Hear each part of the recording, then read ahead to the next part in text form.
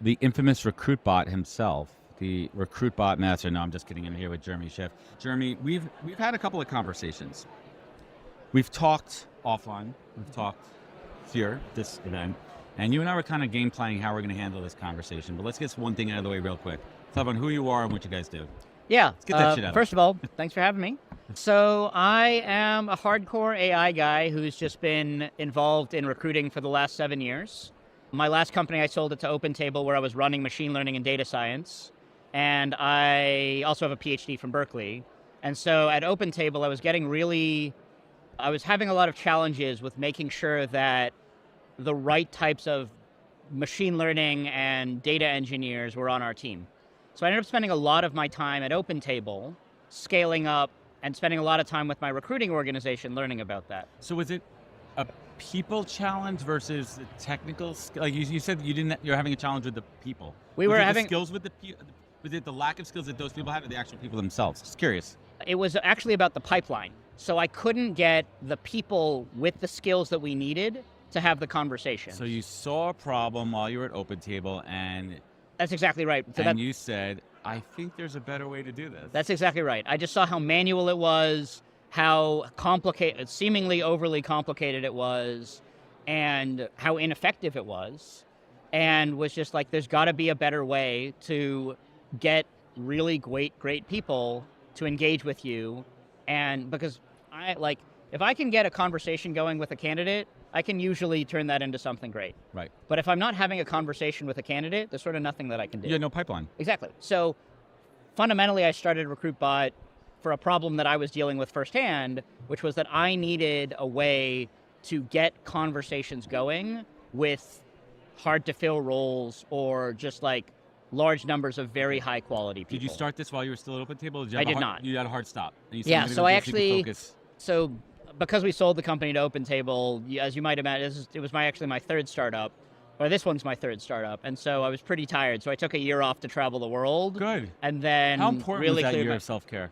Were you working during that time? No, I literally did nothing. I mean, I did no work. I didn't I didn't check email for a year. So you cleared the mainframe. Cleared the mainframe. It was great. What was your favorite place that you visited? They were all just so different. Singapore was like surprisingly way more fun than I thought I was going to be. People were like, go for a day. I went for 10 days. A friend of mine had lived there for 10 years, and I love like doing what the locals do. Yeah, live like the locals. Yeah, it was amazing. I get that from Bourdain. Live like the locals. It was unreal. And yeah, I mean, when you're like, I go really hard. I mean, we were just talking about it like at dinner the other day that like I'm working 12, 14-hour days. So when you're working. I'm working real hard. And but I love that approach approach as an entrepreneur too, and everyone's going to find their own yin and yang and like kind of what works for you. Yep. And like, it's not, I hate work-life balance. I hate that expression. For me, the word is harmony. Because as you just mentioned before, there's times like me when it's, 12, 15-hour days, and then I want to shut down, throw my phone away, leave me alone. I want to be with the kids. I want to be with my friends and focus on that and finding that balance. Absolutely. Let's get back to it. The first iteration of RecruitBot, and listen, this is your third startup. You're analytical and technical by mindset and by trade. Yep. So you have the understanding of the formula of test and learn and optimization. Very much so. But what was one of those hypotheses that you proved yourself wrong on early on? Yeah, so I mean, the entire premise of the company was wrong when we started, which was we were actually focused on prioritizing inbound when we started. And we, like a lot of recruiters were like, this is something that we want. And then we tried to go and sell it to them and they're like, I can actually just go hire some like really cheap people to review resumes all day. I don't actually need AI to go and help with that.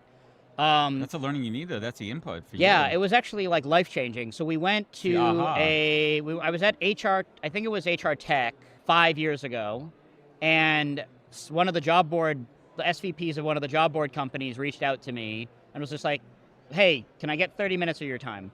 And I talked a little bit about the business, and he was like, you know what's going to be a lot more useful than going prioritizing 2,000 people of people who've applied? Help me prioritize hundreds of millions of people that exist on the internet. Light bulb moment. And all of a sudden I was like, I'm working on the wrong problem. Wow. And literally 3 months later, we had raised our first round of funding and we're like off to the races. Let's take a pause in that for a second. Understanding the problem that you're trying to solve I mean, that's the root of it. So many other entrepreneurs that they're dealing with all the other bullshit around it. They're not focusing on the problem. They're Sure. just they're falling into the glam side of it. But because it's your third rodeo, you've been around the block and you understand that. Let's get into AI for a little bit. Sure, and love we've it. been talking about this for a little bit. If you open your ears at this conference or any other HR tech conference, you can't get AI, ML, AML, NML, whatever the hell you hear out of your ears. Sure. I have found I know enough to be dangerous as a recruiter. I know enough to be dangerous as a podcaster when it comes to AI. But let's look at it from two approaches. As a company who's hiring and you're being approached by vendors here or trying to pitch your AI, Sure. what is the right question to ask to know if it's the right product, the right AI? Do they know what the fuck they're doing?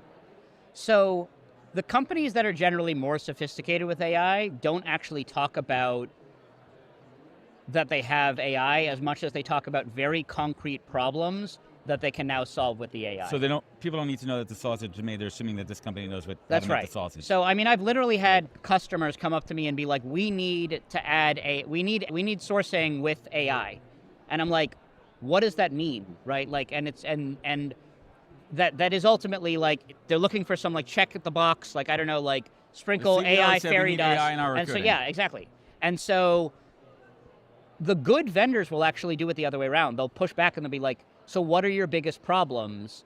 And like, again, if you've been spending 20 years building AI and machine learning products that I do, I will say, these sorts of problems I can just solve with a simple You may set not of even stuff. need AI. It might be a simple sourcing. Like And there's a ton of stuff maybe like your that. tech stack isn't like You just don't need it. the pipeline. Maybe you have a superfluous like item in there. That's exactly right. And some Right. of it can be really impactful. So like a great example on the other side is we just launched some features now. So I guess RecruitBot is like a passive outreach tool, right? So our job is to find and email candidates that aren't necessarily looking for a job and get those conversations going. Exactly that problem I was talking about from OpenTable.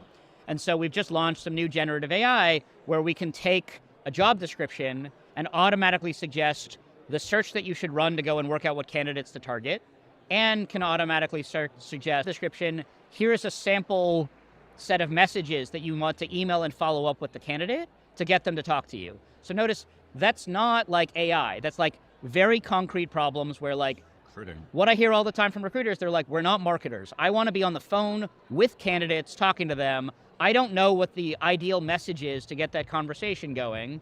Like there are 10% of sourcers who are like, yep, that's my bread and butter. But most of them are just like, help me. But you said something that's interesting. I want to double back on. What if the job description isn't accurate?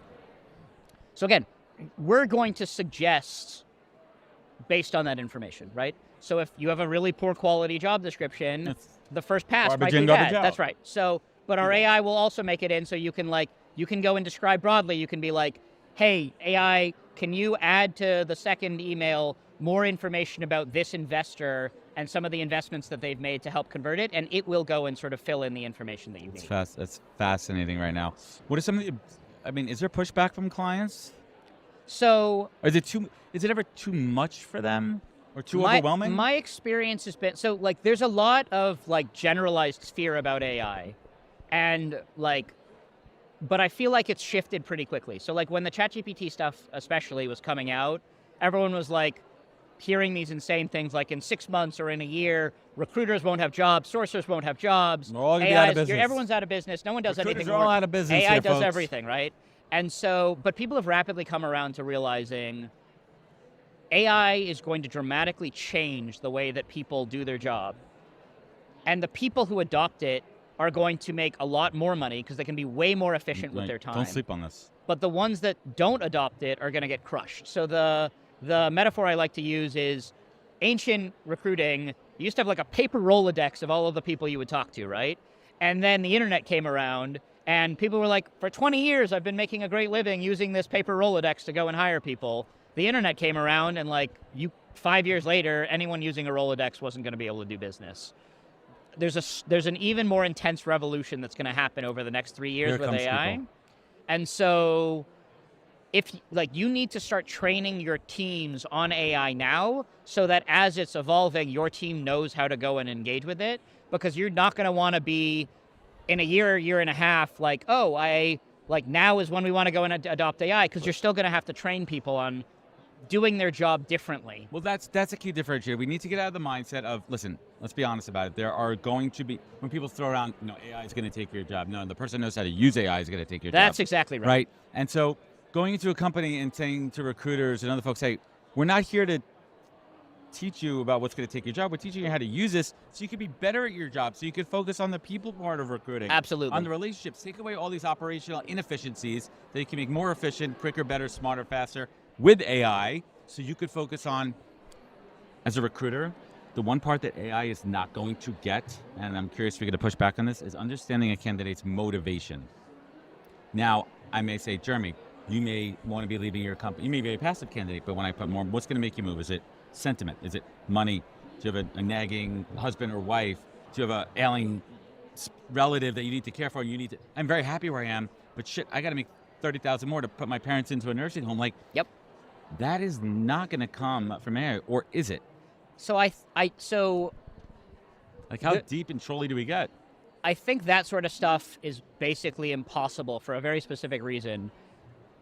Anyone who thinks that, like, just thinking about it purely from a data perspective, ironically, people all the time have asked, hey, RecruitBot, because they ask us all the time. Do they say, I am RecruitBot? Yeah, exactly. Okay. We call him Arby, but like Arby, like I like R Arby's. and the B. It's Do you like cute. He's Arby's? adorable. Oh, Arby's is good too. Arby's sauce is one of the best condiments. Next, I side note, I love Chick-fil-A, and I love Chick-fil-A sauce, the Arby Horsey sauce. A couple times a year I have it, and sorry, Chick-fil-A sauce, that Arby sauce. But I digress. Let's get back to your Arby. Sorry. So our Arby, so people ask all the time, can you go and tell me a culture fit based on the resume?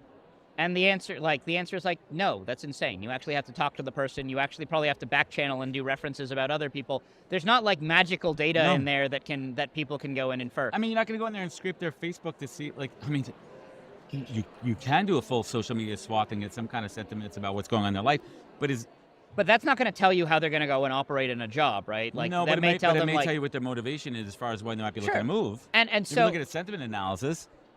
Absolutely. So I do think that there's a world many years from now where AI is going to go and summarize that information and be like, here are factors you might want to poke at more when you're doing the interview. But this notion that it's going to all happen automatically and you're not going to have some sort of interaction with the candidate to go and actually make decisions is insane. No, like you need you need a conversation going between the candidate and the recruiter to understand the motivations, all the stuff that isn't in the resume. Like, there's a ton of stuff, right? Like, if there wasn't, why would interviews exist? You would just look at a resume and you would make hire and fire decisions just based on the resume, which is insane. Pure historical document of what someone has done, not what their aptitude, attitude, and desires to do. Which requires a conversation. Of course it does. I want to get into the entrepreneurial journey a little bit, because you 3 times entrepreneur. Yep. What is a common mistake that could be avoided if you could share some knowledge of some newer founders out there? And it's a bit of a general statement. Let's talk about it from a funding perspective. What's a common mistake they could avoid? Maybe it's a trap. Maybe it's you're getting lured in. I was just talking to Mike before over there from Aaron, and he said the mission should not be to get funding. Oh, for sure. It should only be if you need it to make you better, faster, stronger that you can't do yourself. Why would you give equity away? Yeah, I mean, again, it's always about, like, what can I go and do with this money that I couldn't do normally? So there's sort of like 2 different aspects of the question. So the first one is, like, as an entrepreneur, the number one thing that's really tricky is you need to have this really weird balance where you need to have a vision and you need to know what your company is doing and you need to be very opinionated about that. But you also need to be very empathetic and listen to the customer and change what you're doing based on what the customer's asking. And those things almost seem contradictory, right? Where, like, you're like, I'm going to be like Steve Jobs and I'm going to blindly just tell people what they want. There's one person on the planet who's been able to do that in the last God knows how long, Steve Jobs. And then there's the other side where if you're too empathetic, you're bouncing around building every little feature that everyone wants and you're not building anything. And so the number one thing that I have there is, like, working out how to synthesize the information you're getting, sort of to the previous question. And then on the funding side, it's exactly that. It's about, you need to raise enough funding to sort of take yourself to the next level. And especially in this market now, it's sort of course corrected. It was much easier to do it before, where you could go and raise. It was a recalibration. Yeah, you could just raise way more money that really made sense. And a lot of companies now are getting caught where their valuations don't make sense, and they're having a really hard time raising their next round. They have to do a lot of downsizing, all of those sorts of things. So a lot of it is just being disciplined enough to raise a good amount of money to get yourself to the next milestone, but not sort of like just trying to maximize your valuation at all costs, because if you do it wrong, it can really bite you. That's fascinating. Let's give a little bit of alpha as much as you can. What are you guys working on? What's next for RecruitBot? So yeah, I mean, honestly, the thing that we're most focused on right now is this generative AI piece. We literally, the feature I was describing about. For anyone out there, what does generative AI mean? Let's explain it to my mom. So Mom, Jeremy's going to explain what generative AI is. So there are two types of AI, and so people often are used to hearing like machine learning. That's a specific type of AI called discriminative AI, and the other half of AI is generative AI. So when you're on Facebook or TikTok or Amazon and it's recommending things based on other things that you've liked before, that's discriminative AI. What it's trying to do is discriminate or work out which things are in a category based or not in a category based on your past indicators, activities. Yes. So it's literally, the discrimination is this relevant to the user or is this not relevant to the user? If and or yes or no, very black and white. Yeah, so it's generally encoded as a, what is the probability that this is good or bad, as opposed to like this is good or this is bad. So like when we're taking 6,000 marketing leaders and we're saying these are the 50 that are most promising for you to talk to, that's using discriminative AI. That's using what people typically call machine learning. That is. Then there's generative AI, which is generally about taking some text input and generating something new. That can be text, that can be audio, that can be video. And so the generative AI is, as in the title, it's generating something based on what you've asked. So the most common one, which is what people are starting to see with ChatGPT and things like Claude and Gemini and all of these sorts of companies, are you can put in a prompt and have it sort of give you an answer. So you can say like, I don't know, tell me the top 10 SaaS companies that I should be watching. You're using it almost as Google though? Yeah, so I mean, very much so. It's sort of like a smarter, like, it's like a Google that can synthesize a lot of different types of information. And so, but that's much more of like an interactive chat interface. But we're now finding, we're starting to see like it'll become sort of more common, but it takes a lot of companies that have like very deep sort of AI experience like ours to get sort of the first version that like isn't something really basic. So if you see a lot of generative AI companies right now, a lot of them, it feels like they just took ChatGPT and like plugged it into their system. Yeah, it's like it was like a check the box. That's right, and that's what it is. But like with our system, it's much more focused on a specific problem, right?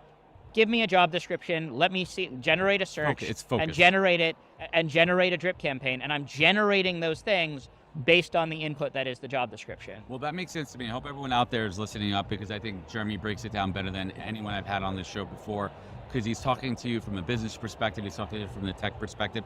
Let's bring it home here. What is a business owner is keeping you up at night? What as a business owner is keeping me up at night? Honestly, I'm just really optimistic right now. 2023 was a very tricky year.